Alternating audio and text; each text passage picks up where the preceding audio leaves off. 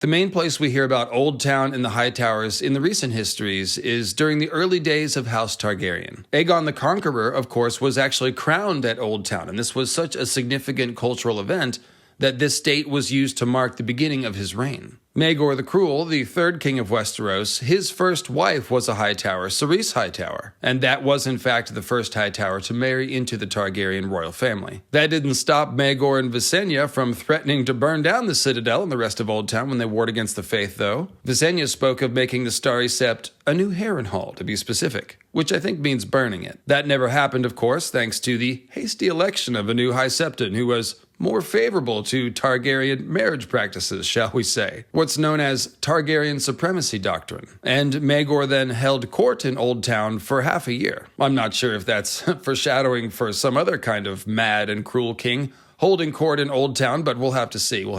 King Jaehaerys and Queen Alysanne also visited Old Town a few years later to help bind up the wounds left by Maegor's war with the faith, and maybe to tip the hand of another High Septon election. And that visit was also highlighted by Alysanne flying Silverwing to the top of the High Tower and landing her there to fan up the flames of the beacon fire a little bit. That must have been quite the sight, and again, I say, is this foreshadowing for a dragon flying to the top of the High Tower in the winds of winter?